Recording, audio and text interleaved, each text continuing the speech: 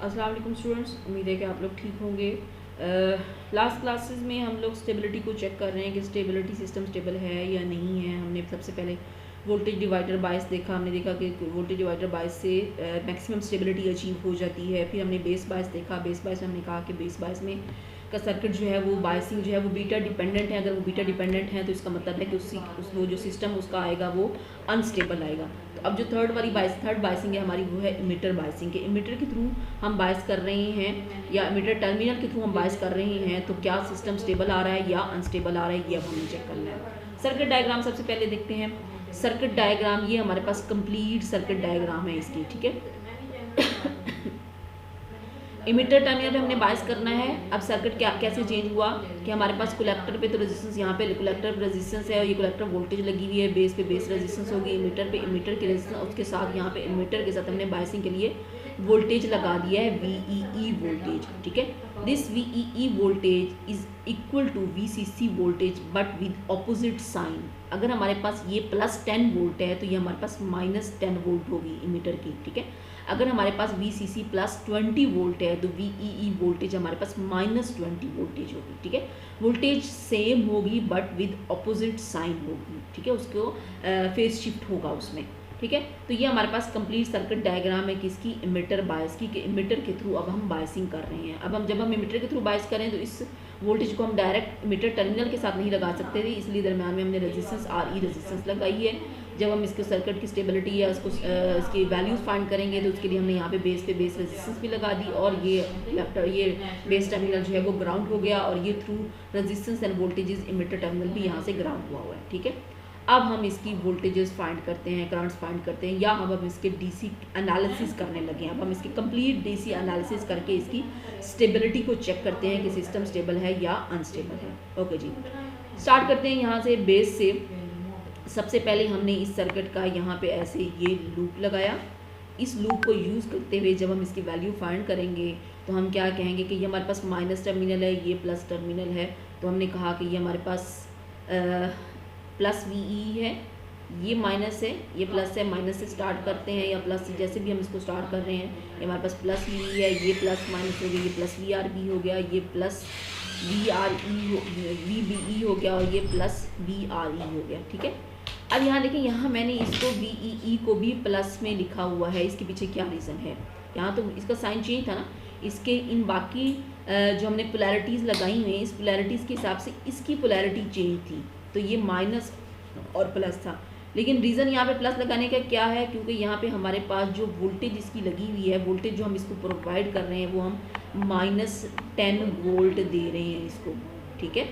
-10 volt दे रहे हैं। ये हमारे पास +10 वोल्ट है अगर सपोज, तो VEE पे जो वोल्टेज दे रहे हैं वो हम इसको -10 वोल्ट दे रहे हैं। तो ये वाला माइनस साइन इसकी पोलैरिटी के जो माइनस साइन है उसके साथ मिलके +VEE हो जाएगा। तो यहाँ पे इसीलिए +VEE लगा, ठीक है। एक्चुअल जो इक्वेशन है उसमें यहाँ पे -VE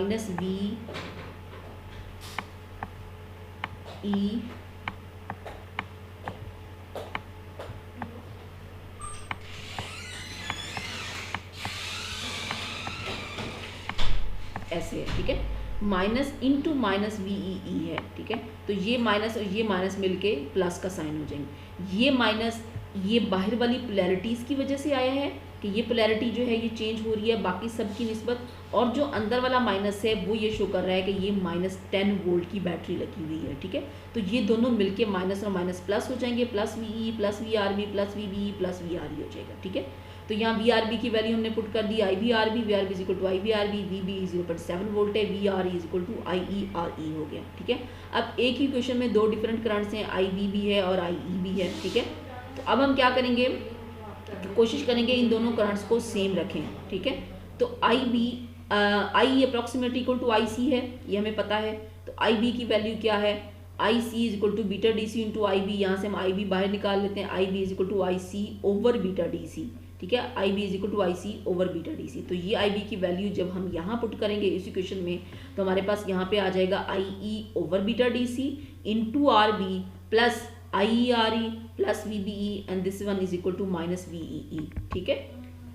ये इक्वेशन यहाँ पे लिखी हुई है। आई ई फिर कॉमन ले लिया, I is equal to R B over beta D C plus R E plus V B into minus V E R E. तो यहाँ से हमने आई ई फाइंड किया, this I is equal to minus V E plus V B E, ये plus V B है, इस side पे आके माइनस वी बी हो जाएगा। ये सारी इस इक्वेशन के नीचे यहाँ पे आ जाएंगे। तो हमारे पास जो वैल्यू आएगी आई ई की वो क्या आ जाएगी, I E is equal to minus V E minus V B E over R E plus R B over beta D C. ठीक है, आई ई आ गया है तो इसका मतलब है हमारे पास आई सी भी आ गया, क्योंकि ये दोनों इक्वेशन ये दोनों करंट्स बराबर होते हैं। तो ये हमारे पास करंट कलेक्टर करंट की वैल्यू आ गई। ठीक है, अब यहाँ इस इक्वेशन को अब हमें स्टेबिलिटी इसकी चेक करनी है, क्योंकि हम कलेक्टर करंट से ही स्टेबिलिटी चेक करते हैं, क्योंकि कलेक्टर करंट ही बीटा डिपेंडेंट या इंडिपेंडेंट हो सकता है। तो स्टेबिलिटी चेक करने के लिए हमने कहा कि ये हमारे पास नीचे डिनोमिनेटर में देखें R E plus R B over beta D C है। तो R B resistance kilo ohms में होगी, बीटा की वैल्यू 100 में होगी। जब ये 100 इस किलो से डिवाइड होगा तो ये आर ई ग्रेटर आ जाएगा और ये वैल्यू कम आएगी। ठीक है, तो हम कह सकते हैं कि हम इस R B over beta D C को निगलेक्ट कर सकते हैं और हम कह सकते हैं कि I C approximately equal to minus V E minus V B E over R E के इक्वलेंट है। ठीक है, इस तरीके से भी हम इसको लिख सकते हैं कि हमारे पास जो इक्वेशन बने वो कुछ इस फॉर्म में बनेगी कि ये हमारे पास आई ई है और ये बाकी वैल्यू इसकी। ठीक है, I C is equal to minus V E minus V B E over R E, इसको हमने कैंसल आउट कर दिया क्योंकि इसकी वैल्यू माइनर आएगी। ठीक है, तो हमारे पास कलेक्टर करंट की value minus V E minus V B E over R E आ गई। अब इमीटर टर्मिनल के cross voltage with respect to ground V E is equal to V E E plus I E R E. Circuit diagram में देखें, उन्होंने कहा कि emitter terminal यहाँ पे आपको वोल्टेज फाइंड करना है, यहाँ पे इस टर्मिनल के क्रॉस वोल्टेज फाइंड करना है। तो इमीटर टर्मिनल के cross voltage V E is equal to, पहले हम क्या करते थे वी ई ई, यहाँ पे जैसे हम कलेक्टर टर्मिनल के क्रॉस जैसे वोल्टेज हम फाइंड करेंगे V C is equal to V C C minus I C R C, इसको लिखेंगे। तो इसी तरीके से क्योंकि ये वोल्टेज प्लस थी, इसमें से इसको निकाला था तो बाकी हमारे पास वी आ गई। तो ये वोल्टेज और ये माइनस में वोल्टेज है, माइनस का 10 है, माइनस वोल्टेज जो आ रही है ये माइनस में आ रही है, माइनस 10 वोल्ट है। तो इसको हम माइनस और माइनस मिलके प्लस हो जाएंगे, तो plus E plus I E R E आ जाएगा इमीटर टर्मिनल के अक्रॉस वोल्टेज। ठीक है, तो इमीटर टर्मिनल के across voltage V is equal to V E plus I E R E. The base voltage with respect to ground is equal to V B is equal to V B minus V, यहाँ से लिया है V B E is equal to V B minus V ई। ठीक है, तो ये V E की value यहाँ पुट कर देंगे और वी बी हमने फाइंड किया है पीछे या नहीं किया, हमें क्या फाइंड हुआ है, हमें यहाँ पे कोई चीज़ वी बी नहीं फाइंड है अभी किया हमने। ठीक है, V B the base voltage V B ही तो हमने यहाँ पे फाइंड किया इस इक्वेशन में, this V B V E यहाँ से पुट कर देंगे, वी बी ई 0.7 वोल्ट है तो हमने वी बी की वैल्यू फाइंड कर ली, वी ई की वैल्यू फाइंड कर ली। ठीक है, सर्किट को यूज़ करते हुए हमने वी ई की वैल्यू फाइंड कर ली, जो वैल्यू आई उसको यहाँ रखा तो हमने वी बी की वैल्यू फाइंड कर ली हमारे पास। इसके बाद अब कलेक्टर वोल्टेज रह गया, तो V C is equal to V C C minus I C R C. Circuit को देखते हुए हमने वी सी भी फाइंड कर लिया कि this V C is equal to V C collector terminal के cross voltage V C is equal to V C C minus I C R C है, V E is equal to V E E plus I E R E है। ठीक है, और we B जो होगा वो इन दोनों के डिफरेंस से आ जाएगा, वी बी ई के डिफरेंस से आ जाएगा, V B E is equal to V B minus V E के डिफरेंस से वी बी आ जाएगा। तीनों टर्मिनल के अक्रॉस वोल्टेजेस हमने फाइंड कर लिए और तीनों टर्मिनल के अक्रॉस हमने करंट्स भी फाइंड कर लिया, आई ई भी फाइंड कर लिया, आई सी भी फाइंड कर लिया। अगर ये दोनों करंट इक्वल्स हैं तो इसका मतलब है कि हमारे पास जो आई बी करंट है वो अप्रॉक्सीमेटली इक्वल टू 0 के बराबर है। ठीक है, तकरीबन 0 के बराबर है। अब ये तीनों करंट्स फाइंड हो गए, तीनों वोल्टेजेस फाइंड हो गई। तो अब हम इसके साथ हम क्या करते हैं, वी बी ई भी हमें पता है, वी बी ई जो है वो हमारे पास 0.7 वोल्ट के इक्वलेंट है, 0.7 वोल्ट है वी बी ई हमारे पास आ गया। इसी तरीके से हम वी सी बी भी फाइंड कर सकते हैं और वी सी ई भी फाइंड कर सकते हैं। V C B is equal to V C minus V B. ठीक है, क्योंकि हमारे पास ये वी सी भी मौजूद है, वी बी भी मौजूद है, ये दोनों जो आंसर आएंगे उनको हम यहाँ पुट कर देंगे तो वी सी बी आ जाएगा। इसी तरीके से हम वी सी ई भी फाइंड कर सकते हैं इसका, and this one is equal to V सी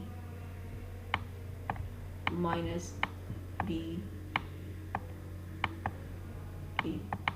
ठीक है, तो ये VC आपके पास ये मौजूद है, VC is equal to VCC minus RC, और VE यहाँ से आप इसको वैल्यू यहाँ पुट कर देंगे तो VCE आपके पास आ गया VC माइनस VE, ठीक है। तो अगर आप इनकी वैल्यूज़ VC की वैल्यू यहाँ पुट करें, VC is equal to VCC minus ICRC, और VE की वैल्यू यहाँ पुट करें VEE प्लस IERE, इससे एक इक्वेशन भी आप ड्राइव कर सकते हैं। This VCE is equal to VC, शायद आगे लिखी होगी इसकी इक्वेशन, नहीं लिखी जी, इन दोनों की वैल्यूज़ यहाँ पुट करें तो ये VCC की वैल्यू ये पुट करें और VE की वैल्यू ये पुट करें, तो आपके पास जो एंड रिजल्ट आएगा वो आएगा VCC minus IC into RC plus RE plus VEE, बल्कि माइनस VEE आएगा, ठीक है। VCC minus IC into RC minus, क्योंकि ये माइनस है, इस माइनस ने इसके साइन चेंज कर दिए, माइनस VE और माइनस IERE बन गया, तो VCE is equal to VCC minus IC into RC plus RE minus VEE आ गया, ठीक है। तो ये इसके तमाम वैल्यूज़ चेंज हो गई और आपके पास VCE का, या तो इसके टर्मिनल्स के अक्रॉस जो वोल्टेज है उसके हिसाब से आप इसके दो टर्मिनल के अक्रॉस वोल्टेज फाइंड कर सकते हैं, या सिंपल इनकी वैल्यूज़ यहाँ पुट करके VC की वैल्यू और VE की वैल्यू यहाँ पुट करके ये वाली वैल्यूज़, ये वाली इक्वेशंस यहाँ पुट करके आप इसकी VCE की वैल्यू भी फाइंड कर सकते हैं, ठीक है। तो इस तरीके से आपने इसके कंप्लीट DC एनालिसिस कर लिए इमिटर बायसिंग के। कोई भी सर्किट आपको दिया जाए आप उसके कंप्लीट एनालिसिस करने के काबिल होने चाहिए आपके, आप उसके कंप्लीट एनालिसिस कर सको, क्योंकि मैं साथ साथ जिसके नहीं लिखे हुए पॉइंट्स वो मैं पॉइंट्स साथ साथ क्लियर कर रही हूँ कि ये इस तरीके से आप इसको फाइंड कर सकते हैं, ठीक है। तो इमिटर बायसिंग के कंप्लीट एनालिसिस हो गए, उसमें तमाम हमने 9 के 9 पैरामीटर्स इसके फाइंड कर लिए। अब इसकी क्यू पॉइंट की स्टेबिलिटी चेक करते हैं कि क्यू पॉइंट स्टेबल है या नहीं है। वो जो मैं पहले लास्ट स्लाइड में आपको बताने लगी थी और मैंने कहा था कि यहाँ पे इसकी स्टेबिलिटी अचीव की जा सकती है, ये यहाँ इस इक्वेशन में IC is equal to minus VE minus VB और RE, हम इसको अगर निगलेक्ट कर दें, ये निगलेक्ट इसी सेंस में होगा क्योंकि इसकी वैल्यू बहुत माइनर आएगी, ये निगलेक्ट हो जाएगा तो पीछे हमारे पास यहाँ पे RE रह जाएगा, तो IC is equal to minus VE minus VB और RE आ जाएगा। तो यही पॉइंट अब यहाँ पे क्लियर हुआ है आगे। I is equal to minus VE minus VB over RE plus RB over beta DC, RE greater than RB over beta DC है, तो इसको हमने निगलेक्ट कर दिया, इस पोर्शन को हमने यहाँ से निगलेक्ट कर दिया, तो पीछे हमारे पास वैल्यू आ गई minus VEE minus VB over RE, ठीक है। इसकी मजीद अगर स्टेबिलिटी अगर हमने देखनी है तो हम इस VBE को भी निगलेक्ट कर सकते हैं क्योंकि इसकी वैल्यू बहुत माइनर है एज कम्पेयर टू VEE, तो ये भी निगलिजिबल वैल्यू है, इसको निगलेक्ट कर दें तो पीछे हमारे पास IE approximately equal to VE over RE आ गया, ठीक है। तो अब इस IE को देखें, this IE is approximately equal to IC, तो अगर ये IC के बराबर है तो इसका मतलब है कि कलेक्टर करंट जो है वो बीटा इंडिपेंडेंट है। बीटा इंडिपेंडेंट होने का मकसद है कि ये टेम्परेचर इंडिपेंडेंट है, टेम्परेचर पे डिपेंड नहीं कर रहा, तो इसका मतलब है कि सिस्टम की स्टेबिलिटी आप अचीव, मैक्सिमम स्टेबिलिटी अचीव कर सकते हैं आप सिस्टम की। सिस्टम जो है आपका वो 100% स्टेबल है क्योंकि इसमें बीटा नहीं इन्वॉल्व हो रहा। अगर बीटा इन्वॉल्व होता तो हम कहते हैं कि सिस्टम अनस्टेबल है। तो यही चीज़ यहाँ पे लिखी है, if I is independent of beta DC and VB then Q point is not affected by variation in these parameters. Q point आपका इफेक्ट नहीं होगा इन पैरामीटर्स की वजह से। कौन से पैरामीटर्स की वजह से? बीटा और टेम्परेचर की वजह से, ठीक है। The emitter bias can provide a stable Q point if proper design, ठीक है। तो इमिटर बायसिंग से आप उसकी स्टेबिलिटी, मैक्सिमम स्टेबिलिटी अचीव कर सकते हैं। अब यहाँ नेक्स्ट में एक छोटी सी एग्जांपल दी हुई है इसकी, determine the how the Q point value. Q point value आपको फाइंड करनी है, सर्किट डायग्राम आपके सामने है। And figure this will change over a temperature range where beta DC increases from 85 to 100 and VB decreases from 0.7 to 0.6 volt, ठीक है। तो आपने इसकी स्टेबिलिटी चेक करनी है, वही पहले जैसे हमने किया उसी तरीके से यहाँ पे भी वही दो केसेस ही बन रहे हैं। पहला केस जो आपका है वो ये है, बीटा DC 85 और VBE वोल्टेज 0.7 वोल्ट है। आपने IC फाइंड किया, IE के इक्वलेंट है माइनस VB और RE 1.73 मिली एम्पियर्स आया है, ठीक है। फिर आपको फाइंड करना है, उसके बाद VCE फाइंड करना है, उसके लिए आपको VC भी चाहिए होना है, VE भी चाहिए होना है, तो वहाँ से आपके पास VCE आ जाएगा, ठीक है। तो VCE आपके पास आया है 14.6 वोल्ट, IC आपके पास आया 1.73 मिली एम्पियर और VCE आपके पास आया 14.6 वोल्ट, ठीक है। तो ये दो वैल्यूज़ आ गई जब आपके पास बीटा 85 था। अब बीटा को चेंज करते हैं। सेकंड केस ये है कि बीटा आपका चेंज हो गया, बीटा आपका 100 पे चला गया और VB आपका 0.6 वोल्ट आ गया, कम हो गया VB।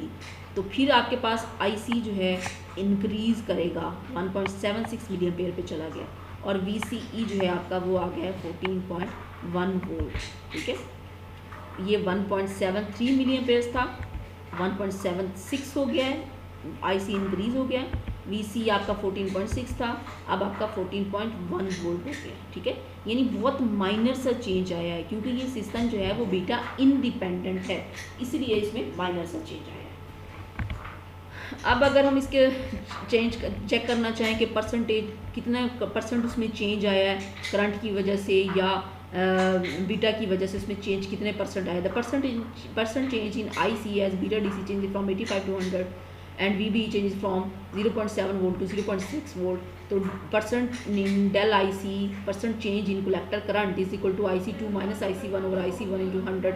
तो कितना 1.7, बहुत माइनर सा चेंज आया है, ठीक है। तो 1% चेंज को इतना या 2% चेंज को इतना खास चेंज नहीं है। तो परसेंटेज इन BC अगर हम देखें तो वो माइनस में आया, बहुत ही नेग्लिजिबल आया, 14.1 और 14.6 में बहुत नेग्लिजिबल माइनस में आया, ठीक है। तो परसेंट चेंज इनमें बहुत कम आ रहा है, सिस्टम की स्टेबिलिटी मैक्सिमम आ रही है, सिस्टम जो है वो स्टेबल है, ठीक है। तो अगर हम इसके परसेंट चेंज भी चेक करना चाहें तो वो भी चेक कर, जैसे पिछले बेस बाइसिंग में भी मैंने आपको करवाया था ऐसा ही क्वेश्चन, बल्कि सेम ही शायद स्टेटमेंट थी, तो उसमें भी था कि उसका भी परसेंट चेंज हम चेक कर सकते हैं कि percent change in collector current और परसेंट चेंज इन वोल्टेज, उसमें बहुत ज़्यादा चेंज आ रहा होगा, क्योंकि उसमें हमने करंट की वैल्यू को देखा था, करंट की वैल्यू भी बहुत ज़्यादा चेंज हो रही थी, तो वोल्टेज भी उस हिसाब से बहुत ज़्यादा चेंज हो रहा था, क्योंकि वो सिस्टम जो है आपका बीटा डिपेंडेंट था, इसीलिए वो उसमें चेंज भी बहुत ज़्यादा आ रहा था।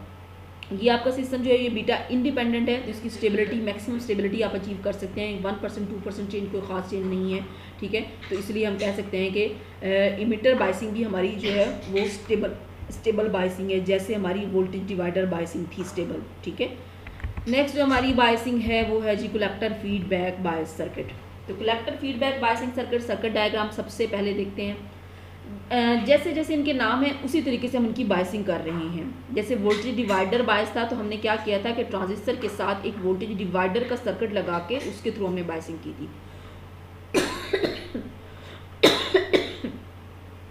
फिर उसके बाद हमने बेस बायसिंग की, तो हमने क्या किया कि बेस को हमने बायस किया था through collector voltage, collector terminal के क्रॉस जो हमने VCC लगाया था, एक ही VCC वोल्टेज था, उसी के थ्रू हमने बायस किया था। फिर हमने इमीटर बायसिंग की, तो हमने क्या किया कि इमीटर टर्मिनल पे हमने एक वोल्टेज लगा दी, DC वोल्टेज लगा दी और हमने उसके थ्रू बायस किया।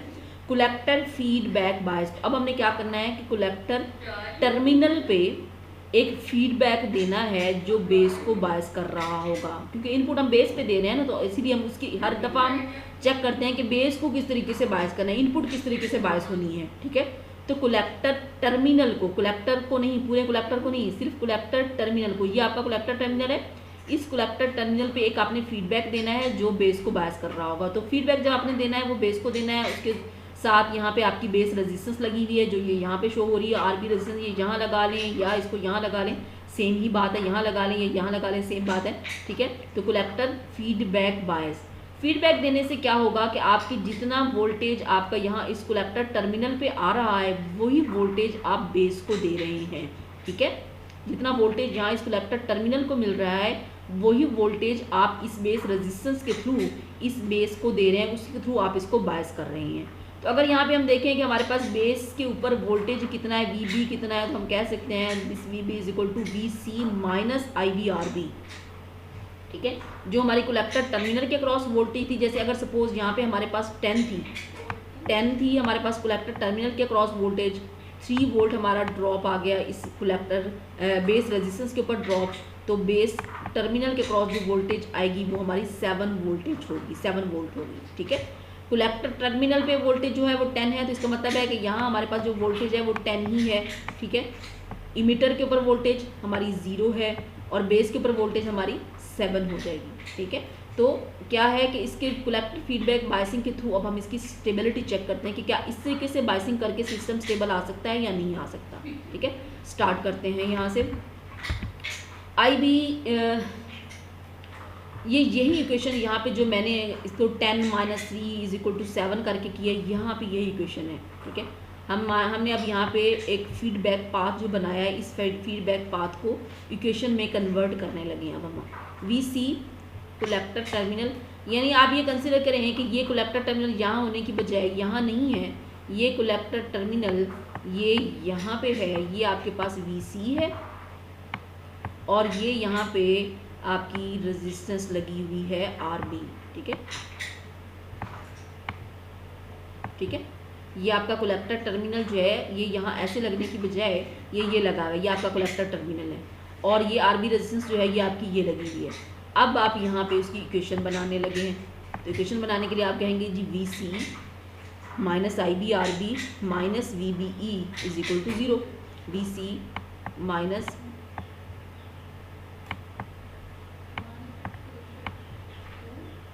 आई B R B minus V B E is equal to 0। ठीक है, V C minus I B R B minus V B is equal to 0। तो यहाँ से आप आई बी को बाहर निकालेंगे। क्यों निकालेंगे? क्योंकि वी सी टर्मिनल के क्रॉस जो वोल्टेज है वो हमें पता है। आर बी हमें पता है linear resistance, V B E 0.7 volt हमें पता है। ठीक है, तो यहाँ से हम आई बी बाहर निकाल लेंगे। This I B is equal to V C minus V B over R B. I C greater than I B है, आई सी की वैल्यू ज़ाहिर हमें पता है कि ज़्यादा होती है आई सी की वैल्यू, आई बी की वैल्यू बहुत माइनर होती है। अब कलेक्टर वोल्टेज वी सी क्या होगा? V C is equal to V C C minus I C R C. तो यहाँ से हम आई बी फाइंड करेंगे। सबसे पहले I B is equal to I C over beta D C, क्योंकि हमारे पास आई बी की वैल्यू जो है वो हमारे पास ये गिवन है, ये हमने फाइंड कर ली है। सबसे पहले आई बी की value I B is equal to V C minus V B over R B, ये हमने फाइंड कर लिया था। ये आई बी की वैल्यू यहाँ पुट करेंगे, इसको बीटा से मल्टीप्लाई करेंगे तो हमारे पास आई सी आ जाएगा। ठीक है, तो आई सी यहाँ वैल्यू पुट कर देंगे। आपको मेरी बात समझ आ रही होगी उम्मीद है। आई बी जो है ये हमने सबसे पहले आई बी फाइंड किया था। ठीक है, आई बी हमने फाइंड किया था, I B is equal to V C minus V B over R B. फिर हमने वी सी फाइंड किया, V C is equal to V C C minus I C R C. अब हमें आई सी नहीं पता, वैसे तो हमें आई बी भी नहीं पता क्योंकि हमारे पास वी सी नहीं है। ठीक है, तो अब हम कंपेयर पे चले जाते हैं कि हम इसको कंपैरिजन में ले आते हैं। ठीक है, I C is equal to R C, और यहाँ पे I B is equal to I C over beta D C है, और ये आई बी जो है वो V C minus V B over R B है। इस इक्वेशन को, इसको मैं इक्वेशन 1 का नाम दे रही हूँ, और ये इक्वेशन जो है ये इक्वेशन 2 है। इन दोनों को कंपेयर कर लेते हैं, क्योंकि ये भी आई बी है। अगर इन दोनों की राइट हैंड साइड बराबर है तो ऑफकोर्स इनकी लेफ्ट हैंड साइड भी बराबर होंगी। इनकी लेफ्ट हैंड साइड बराबर हैं तो राइट हैंड साइड भी इनकी बराबर होंगी। ठीक है, तो इस इक्वेशन 1 और इक्वेशन 2 को कंपेयर जब हम करेंगे तो आई बी की वैल्यू जो है I C over beta D C is equal to V C minus V B E over R B के इक्वलेंट है। ठीक है, तो I C over beta D C यहाँ पे ये आ गया I C over beta D C, this is equal to V C C minus I C R C minus V B E over R B. ठीक है, यहाँ भी आपके पास आई सी है, इधर भी आपके पास आई सी है। ठीक है, 2 आई सी हैं। आपको इन दोनों करंट्स को आप इकट्ठा कर लें, बाकी इक्वेशन को आप इकट्ठा कर लें। I C over beta D C is equal to V C C minus I C R C minus V B over R B. इस आर बी को उठा के आप इक्वेशन के इस साइड पे ऊपर ले जाएं, यहाँ पे ये I C R B over beta D C हो जाएगा। बाकी इक्वेशन यहाँ पे रहेगी, this equation is equal to V C C minus I C R C minus V B. ये भी आई सी की टर्म है और ये भी आई सी की टर्म है। यहाँ से आई सी आप कॉमन ले लेंगे। जब आप आई सी कॉमन लेंगे तो आपके पास अंदर रह जाएगा R C plus R B over beta D C is equal to V C C minus V B E. Now I C is equal to V C C minus V B और R C plus beta D C. ठीक है, अब आपके पास I C की value आई है। इससे पहले आपके पास करंट कोई भी नहीं था, क्योंकि हर एक में कुछ ना कुछ फाइंड करना पड़ रहा था आपको इस आई सी को फाइंड करने के लिए ये सारी इक्वेशन रिक्वायर्ड थी। ठीक है, ये जो आई सी आपने अभी यहाँ फाइंड किया है, ये फाइंड करने के लिए आपको ये भी चाहिए था, ये वैल्यू भी आपने इसीलिए फाइंड की, ये भी आपने इसीलिए फाइंड की, ये भी, और फिर इनको कंपेयर करके आपने ये वैल्यू एंड रिजल्ट आपने ये आई सी का फाइंड कर लिया। अब आपके पास कलेक्टर करंट आ गया है। अब यहीं से सबसे पहले उसकी स्टेबिलिटी चेक कर लेते हैं। I C is equal to V C C minus V B और R C plus R B over beta D C. This R B over beta D C is negligible. अगर हम इसको neglect कर देते हैं तो पीछे हमारे पास V C C minus V B और आर सी रह जाता है, और अगर हम इसको भी निगलेक्ट कर देते हैं तो पीछे हमारे पास I C is equal to V C C over R C रह जाएगा। ठीक है, तो कलेक्टर करंट हमारे पास आ गया। I C is equal to V C सी और आर सी। टेम्परेचर इंडिपेंडेंट है, बीटा इंडिपेंडेंट है, सिस्टम स्टेबल होना चाहिए, होगा, चेक करते हैं। वी सी ई की value is equal to V C C minus I C R C. कहाँ से लिए हमने वी सी ई की वैल्यू? ये इक्वेशन यहाँ पे हमारे पास बनी थी इस टाइम में, V C C minus I C R C and minus V C E. यहाँ से वी सी ई को बाहर निकाला, VC जब बाहर निकला तो VCE is equal to VCC minus ICRC आ गया, ठीक है। तो VCE भी आपके पास आ गया है। बाकी वैल्यूज हम खुद फाइंड कर लेते हैं। कलेक्टर करंट आपके पास आ गया, जो वैल्यू वहाँ से आएगी उसमें आप यहाँ से IB भी आप फाइंड कर सकते हैं। ये देखें जी, आपके पास IC की वैल्यू यहाँ पे आ गई, ठीक है। IB यहाँ ये फॉर्मूले में लिखा हुआ था IB is equal to VC minus VB over RB। VC का ये फॉर्मूला है, VC is equal to VCC minus ICRC। IC अभी पीछे यहाँ ये आपने फाइंड कर लिया इस इक्वेशन से, जो यहाँ आंसर आएगा उसको आप यहाँ पुट करेंगे इस वैल्यू में, IC की वैल्यू में। इस VC को उठा के यहाँ VC में पुट करेंगे तो आपके पास आ जाएगा IB, ठीक है। IB आपके पास आ गया। इस IB को आपने यूज़ किया और आपने कहा कि आपके पास दो करंट्स आ गए हैं, IB करंट भी आ गया और आपके पास IC भी करंट आ गया है। तो आप तीसरा करंट IE करंट जो है वो फाइंड कर सकते हैं using this equation, current equation. I is equal to IC plus IB, ठीक है। तो IC और IB दोनों आपके पास मौजूद हैं और तीसरा करंट IE आप फाइंड करें। करंट तीनों आ गए। VC भी आपके पास मौजूद है, आपने अभी फाइंड किया। VC is equal to VCC minus ICRC, ठीक है। IC ये यहाँ पे मौजूद है, IC जो यहाँ पे वैल्यू होगी वो वैल्यू आप यहाँ पुट करेंगे तो VC आ जाएगा। VE सर्किट में देखें कि आपके पास VE क्या है, 0। VE आपके पास 0 है, ठीक है। अब रह गया आपके पास VB, तो वो आपने फाइंड किससे करना है, VBE की इक्वेशन से। VBE is equal to V, जब टर्मिनल के अक्रॉस आपके पास वोल्टेज आ जाए तो बाकी वोल्टेजेस आपको फाइंड करना कोई मसला नहीं होना चाहिए, बाकी वोल्टेजेस आप इजीली फाइंड कर सकते हैं, ठीक है। ये वैल्यू आप यहाँ से लें जो कि 0 है। अगर ये 0 है तो आपके पास VB और VBE दोनों बराबर हो गए, ठीक है।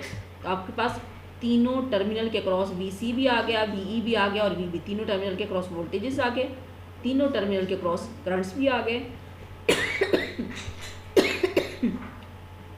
VBE भी आपको पता है वो कितनी है, 0.7 वोल्ट के इक्विवेलेंट है, ठीक है।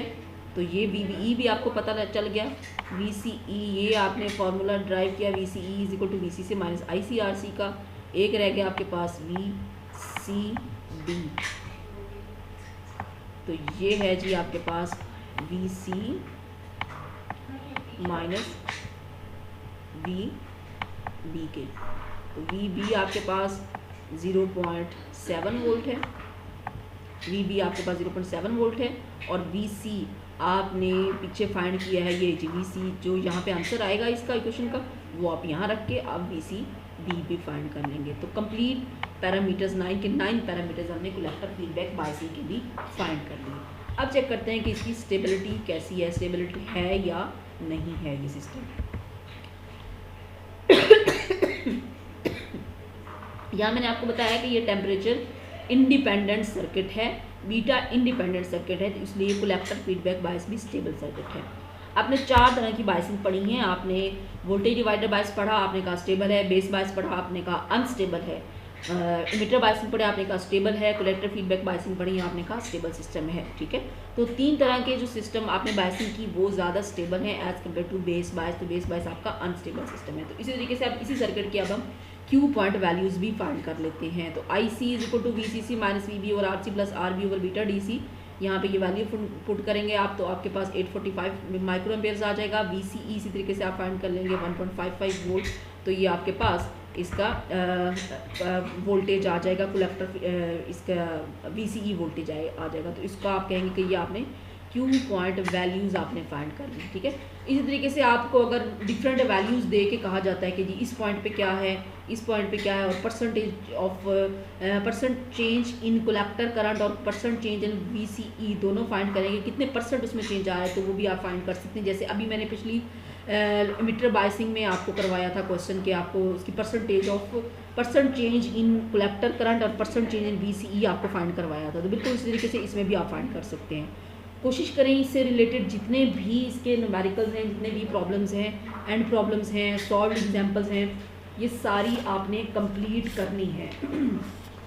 ये जो अभी आपने बायसिंग की है सारी, इसको जब हमने कंप्लीट किया तो अब हमारा तकरीबन 5th चैप्टर भी कंप्लीट हो गया है। ठीक है, तो हमने कोशिश करनी है कि हमारा 6th चैप्टर भी हो जाए, क्योंकि तभी जाके आपके कुछ ना कुछ आप आगे जाके इस काबिल होंगे कि आप अगले क्लासेस में जाके आप नेक्स्ट जो आपका एडवांस कोर्सेज आएंगे उसको आप अंडरस्टैंड कर सकेंगे। ठीक है, तो इंशाल्लाह मेरी कोशिश होगी कि मैं आपका 6th चैप्टर भी कंप्लीट करवा दूँ, तो फिर हमारा 6th चैप्टर के बाद हमारा जो होगा वो कोर्स कंप्लीट हो जाएगा इंशाल्लाह। ठीक है, तो उम्मीद है कि आप इसकी तैयारी अच्छे तरीके से करेंगे। अपना ख्याल रखें बहुत सारा। अल्लाह हाफिज़।